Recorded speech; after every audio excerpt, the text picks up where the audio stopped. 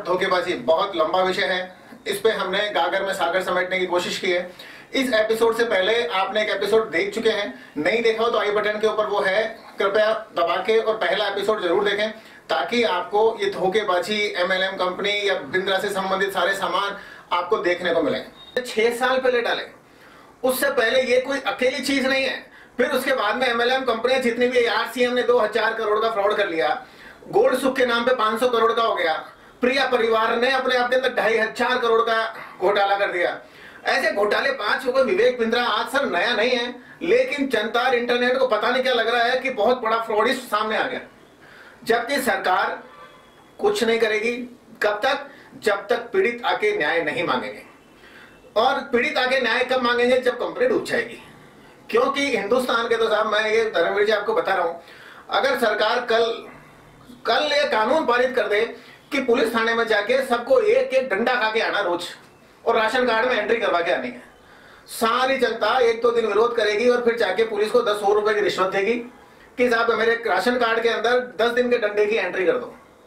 मतलब उसके अलावा उसके पास कुछ नहीं है। तो विवेक बिंद्रा से पीड़ित, मतलब वो 1-2 साल से चला रहा है, लाख लोग उससे ठगे गए, लेकिन आज केवल 10 दिन 15 दिन पहले कोई वीडियो सामने आया, इतनी कंट्रोवर्सी होगी। उससे पहले जो मैंने बताया, चाहे प्रिया परिवार, चाहे गोल्ड सुख, चाहे मोदी केयर, चाहे वेस्ट ईज, चाहे और भी बहुत सारे ओके प्लस, पता नहीं कितने इधर नाम लेने से पहले मुझे डिक्शनरी याद करनी पड़ती है। सही, ये सारे लोगों ने यही तो काम किया जो विवेक बिंद्रा कर रहा है।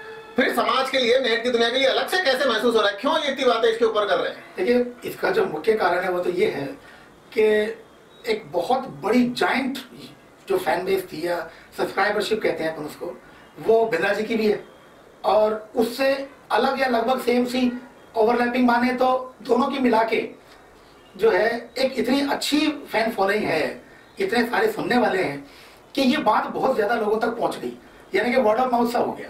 अब वर्ड ऑफ माउथ का कोई फायदा पहली बार मेरे ख्याल से जनता को होने जा रहा है मेरे ख्याल से, क्योंकि जनता को देखिए अभी भी जो जितने भी प्रोग्राम्स या वीडियोज में देख पा रहा हूँ, 1-2 मैंने भी देखे हैं उनके अलावा, तो मैं जो देख रहा हूँ उसके अंदर वो उस कंट्रोवर्सी को हाईलाइट कर रहे हैं। जितने भी यूट्यूबर्स हैं वो उस कंट्रोवर्सी को हाईलाइट करके मैं व्यूअरशिप बढ़ा रहे हैं। उनके दिमाग में ये नहीं है कि मैं ये बताऊं कि भाई ये बात ये आई कहां से, क्यों आ रही है, कैसे आ रही है, क्या मेरे को इसमें अवेयरनेस का भी कोई एंगल होना चाहिए क्या? मगर भाई आज एक यूट्यूबर जो है किसी अपने व्यूअर को अवेयरनेस के अलावा, कोई नॉलेज के अलावा क्या दे रहा है? कुछ भी नहीं दे रहा। कोई आदमी 10 मिनट क्यों लगा रहा है उसके पीछे? सिर्फ इसलिए लगा रहा है कि मुझे कोई चीज समझ में आ जाए, मुझे कोई ऐसी ज्ञान की बात पता चल जाए, वो भी अपन नहीं दे पा रहे। तो एक इसके अंदर इतनी सिंपल सी बात है कि आज ये इतने बड़े फ्रॉडस्टर्स जो हैं वो कैसे पैदा हो गए? वो इसलिए पैदा हो गए कि हमारी इजी मनी की चाह है। तो पहली बात तो ये है कि जो यंग वुड है या मिडिल एज लोग हैं या कोई भी जो जरूरतमंद लोग हैं, मैं तो कहूंगा अनएम्प्लॉयड है चाहे अंडरएम्प्लॉयड है, लेकिन उनको इजी मनी की जब भी कहीं ऑप्शन सामने आती है तो सबसे पहली बात तो ये सोचो कि भाई इजी मनी नहीं होता। इजी मनी नाम की कोई चीज इस दुनिया में नहीं है। यदि आप इजी मनी ले रहे हो इसका मतलब है आप या तो खुद ट्रैप में जा रहे हो या आप उस ट्रैप का हिस्सा बनने जा रहे हो। दोनों ही स्थिति के अंदर तुम आज या कल या उसके अगले रोज कहीं ना कहीं फंसने वाले हो। रवि जी, उसके अंदर मैं आपको एक बात और साथ में बता दूं कि आज के लगभग 15 साल पहले जी पुलिस कभी भी फाइनेंशियल फ्रॉड के मामले लेती नहीं थी। जी, सिविल फ्रॉड बना देते थे। वो कहते थे कि जैसे कोई बोलते कि साहब मेरे साथ धोखाधड़ी हो गई, इसने मेरे से 50,000 रुपए ले लिए, मुझे वापस दिलवाओ, तो बोलते थे सिविल सूट है, कोर्ट में जाके और अपने लिए डिग्री लेके आओ, फिर हम आपके साथ चलेंगे। लेकिन जैसे जैसे ये चूंकि पुलिस के पास में बहुत ज्यादा फाइनेंशियली फ्रॉड पहुंचने लग गए, क्योंकि साहब फौजदारी मुकदमे में तुम्हें कुछ मिलता नहीं है। अब फाइनेंशियली फ्रॉड जब पुलिस के पास पहुंचेंगे तो दोनों के दोनों पैसे वाले हैं, देने वाला भी पैसे वाला है और लेने वाला धक्के पैसे वाला हो गया, तो दोनों से पुलिस को कमाई हो जाएगी, तो फाइनेंशियल फ्रॉड्स भी लेने लग गई। अब आपको एक बात बताऊं, जैसा धर्मवीर सिंह जी कह रहे थे कि नए युवा 20 साल के 25 साल के, संदीप माहेश्वरी जी बोलते हैं कि साहब इनके साथ फ्रॉड हो रहा है इस एज के साथ, जबकि मैं आपको बताऊं फ्रॉड के लिए कोई एज तय नहीं है। वो 18 साल से लेके 70 साल वालों के साथ में हो रही है। जैसा कि बहुत सारे जितने भी साहब सेना के रिटायर लोग थे, उन्होंने जो पेंशन के पैसे मिले वो एवरग्रीन नाम की फ्रॉड कंपनी के अंदर गुजरात की में लगा दिए कि उनको बहुत अच्छा रिटर्न मिलेगा। जितने भी पहले बहुत सारे सरकारी कर्मचारी थे आदर्श कोऑपरेटिव बैंक के अंदर मोटे इंटरेस्ट के चक्कर में, मोटे कमीशन के चक्कर में लगा दिए, संजीवनी कोऑपरेटिव में लगा दिए, मतलब 12% 14% तक का तो ब्याज, और जो एजेंट आ रहा है उसको 10-20% का कमीशन, और फिर विदेश की यात्राएं, और उनके शानदार बैग 5 स्टार होटलों के अंदर एजेंटों की मीटिंग। मतलब जहां भी आपको इजी मनी चाहिए, ठगने वाले हर कैडर में आ जाते हैं सबसे।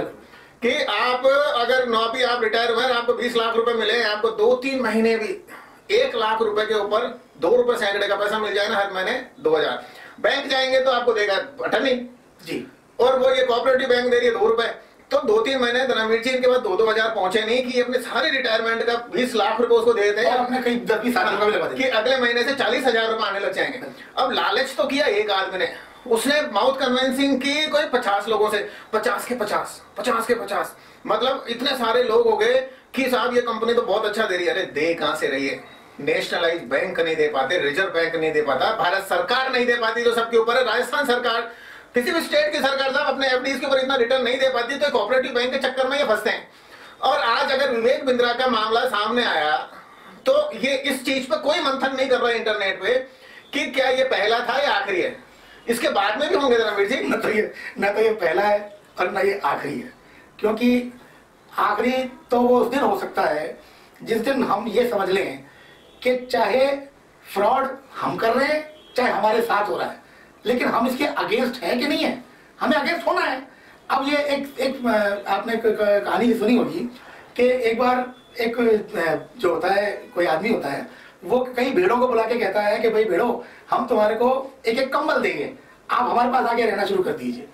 तो उसमें से एक भेड़ का बच्चा, सिर्फ एक छोटा सा बच्चा पूछता है कि ये अपनी माँ को ही पूछता है कि माँ ये जो कंबल जब बनेगा उसके लिए ऊन कहाँ से आएगी। तो एक इतनी सिंपल बात हमें समझ में नहीं आ रही कि मैं चाहे लुट रहा हूं, चाहे मैं अपने 4 भाइयों को अंडरलाइन डाउनलाइन क्या बोलते हैं इसको, डाउनलाइन बना के मैं उसको कर रहा हूं, तो वो मेरा जो भाई है वो अपने बेटे को बना देगा, अपने भाई को बना देगा, वो अपने कजिन को बना देगा, तो वो आप उसकी पहुंच से दूर हो ही नहीं। तो इसका मतलब आज नहीं तो कल इसकी गाज आप पे गिरनी तो है ही। मगर जब आप पे जिस दिन गाज गिरेगी उस दिन आप क्या ये कहोगे उस आदमी को जब आपके घर आएगा कि भाई फ्रॉड तो बिंद्रा जी ने किया था या फ्रॉड किसी दूसरे जी ने किया था?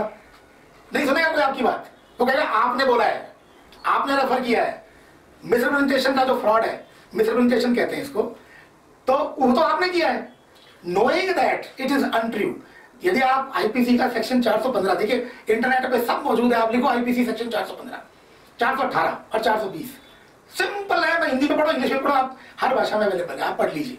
सिंपल बात लिखी हुई है, किसी भी चीज जिसको आप जानते हैं कि गलत है उसका स्टेटमेंट करना, उसका फायदा उठाना, इससे सिंपल तो फ्रॉड की डेफिनेशन हो ही नहीं सकती। तो भाई जब आपको पता है कि ये उल्टा पिरामिड है, आज जो आदमी आपको दे रहा है वो आपको तो दे देगा, मगर आप हर आदमी 2-2 बढ़ा रहा है, इसका मतलब एक दिन तो ये अनंत हो जाएगा, तो वो अनंत को कहां से दे देगा? तो अनंत को तो इसका मतलब वो दे ही नहीं सकता।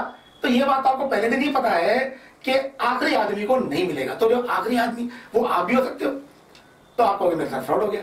धर्मवीर जी, इसके अंदर मैं आपको बताऊं कि जिस तरह से फ्रॉड करने वाला, मतलब 420 धोखाधड़ी करने वाला, लेकिन धोखाधड़ी में सहयोग करने वाला 420 भी उस पर भी तो लागू हो, बिल्कुल पूरा साथ में वो, तो क्योंकि उसका जो कॉन्टेक्ट पॉइंट है, देखिए मुझे मेरे ऊपर अपलाइन ने फ्रॉड किया, मैंने वही फ्रॉड अपने डाउनलाइन में कर दिया, तो मुझे तो कोई मिला नहीं, मुझे तो वो ऊपर वाला मिला ही नहीं, जो उसका जो प्रिंसिपल बेनिफिशियरी है वो मुझे कभी मिला ही नहीं, और मेरे नीचे वाले को मैं मिलाऊं, उसके नीचे वाले को वो मिला है।